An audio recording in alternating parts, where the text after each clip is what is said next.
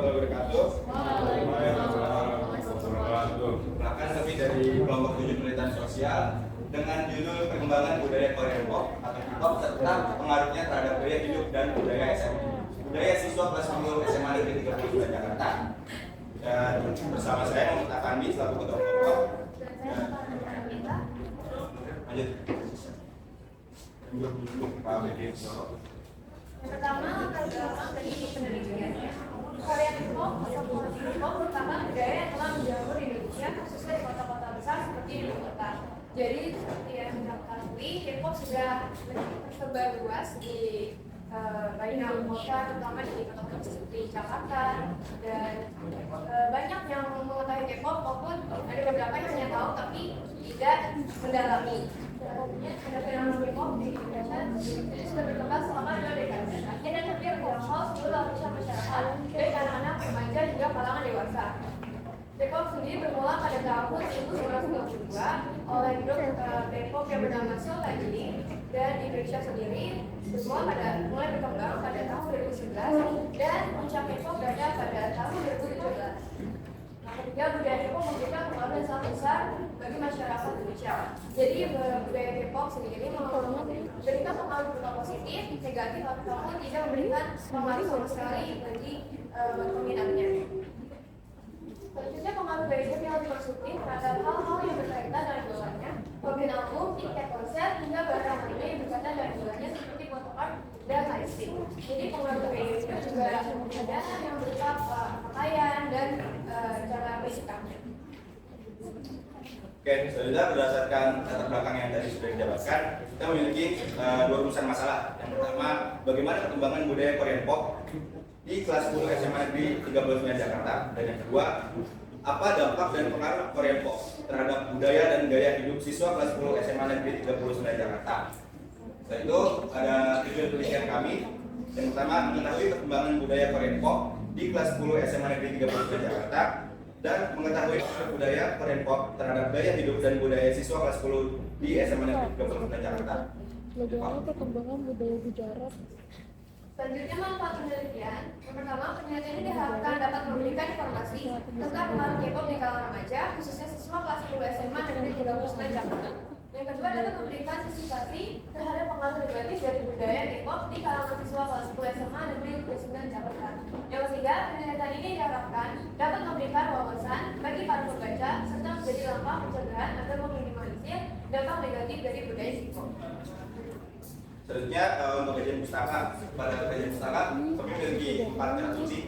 Yang pertama, remaja. Nah, ini merupakan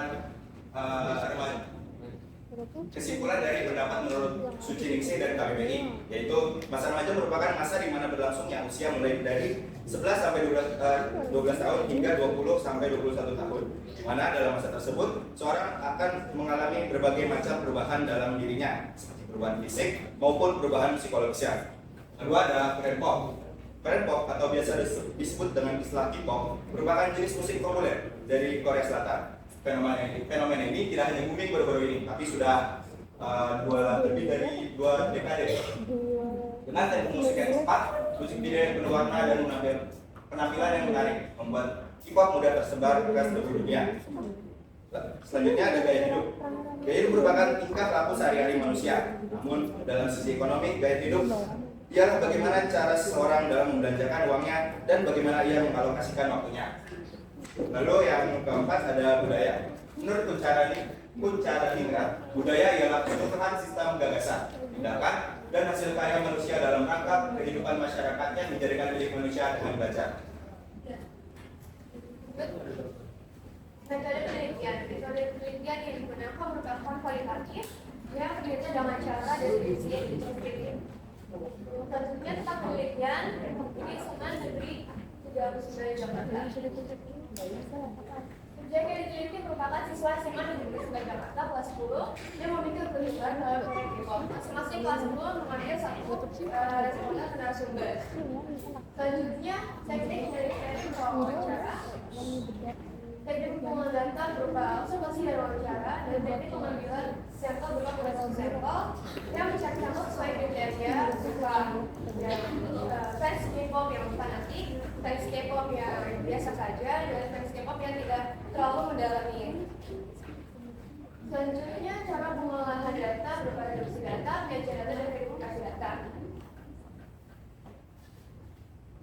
Lalu ada hasil penelitian kami.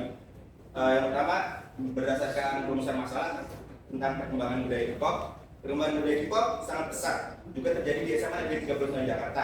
Hampir seluruh siswa kelas 10 telah mengetahui tentang K-pop. Tapi tidak seluruh siswa itu mengikuti dan mengemari K-pop itu sendiri. Nah, untuk lama waktu ini bermacam-macam. Ada yang udah dari TK udah tahu tentang K-pop, ada juga yang dari SD, SMP, bahkan ada yang baru-baru ini selama masa pandemi kemarin baru belajar K-pop. Lalu alasannya juga bermacam-macam. Alasannya, alasan utamanya itu kebanyakan mereka tertarik dengan visualnya yang menarik. Dilanjutkan ada berdasarkan bakatnya seperti menari dan suaranya yang merdu. Lalu alasan lainnya adalah pengaruh dari orang lain. Pengaruh dari orang lain ini bisa keluarga, dari kakak, ibu, tante, atau bahkan teman di sekitar. Selanjutnya ada hal yang dilakukan selama menjadi K-popper. Nah, ini ada juga yang bermacam-macam. Ada yang jadi K-popper itu ada yang cuma streaming aja, ada yang ikut voting dalam kegiatan voting, ada juga yang beli merchandise seperti album, photocard, lightstick, dan bahkan ada yang nonton konser secara langsung. Nah, di konser ini ada yang salah satu narasumber mengaku bahwa dia mengikuti seluruh konser dari idola Jepang. Selanjutnya pengaruh K-pop. Yang pertama gaya hidup. Yang pertama menjadi lebih konsumtif terhadap barang yang berbau K-pop dengan membeli merchandise seperti album, lightstick, photocard, dan merch yang tersedia di SM Store. Terus selanjutnya menjadi lebih hemat dan rajin menabung untuk membeli merchandise. Jadi banyak fans K-pop yang menabung tapi untuk menonton konser, membeli album gitu juga. Ketiga, tidak terlalu berpengaruh dalam gaya hidup dan keempat, dilarang oleh keluarga dalam membeli barang yang berbau K-pop. Jadi gaya hidup sendiri pengaruhnya ada yang positif, negatif, dan tidak terlalu berpengaruh. Selanjutnya ada budaya yang pertama cenderung mengikuti gaya berpakaian idolanya seperti pakaian minim ataupun pakaian yang berlapis-lapis gitu ya. Yang kedua, dalam hal berbicara dan berbahasa cenderung mengikuti gaya berbicara idolanya dan dapat mengerti beberapa kata dalam bahasa Korea. Seperti kalimat sapaan, annyeonghaseyo gitu. Tanggapan orang lain. Berdasarkan pernyataan yang didapat dari narasumber, ada yang mendukung jika mereka memiliki K-pop baik dari anggota keluarga maupun sahabat.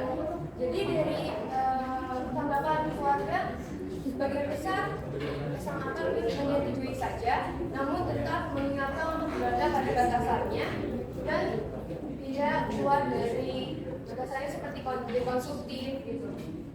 Dan kita ada yang menekan jika narasumber K-pop, asalnya membeli merchandise K-pop ataupun hal-hal yang berbau K-pop. Adapun yang menentang dengan berbagai celahan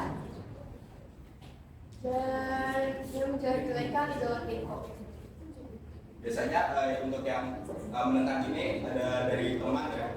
Lalu juga ada narasumber yang mengaku bahwa dia ditentang oleh sepupunya sendiri. Jadi dia idolnya itu dikata-katain plastik dan sebagainya.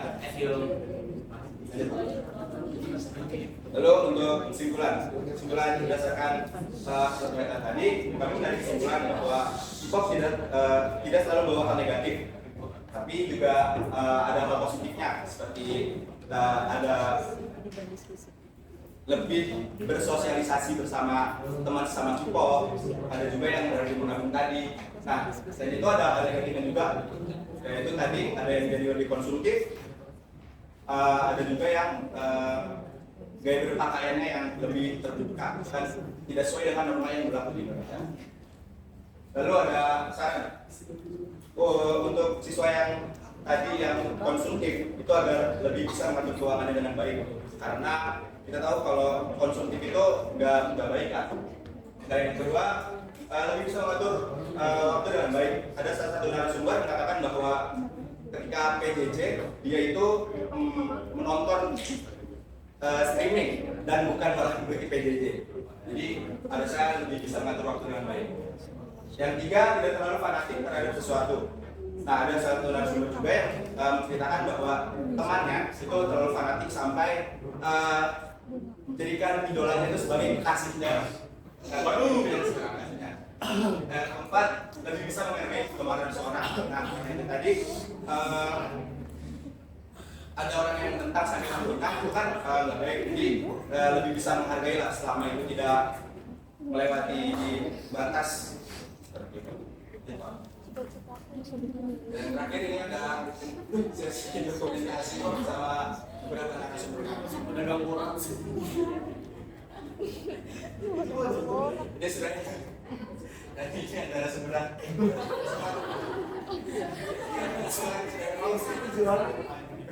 Yang ini harus sih.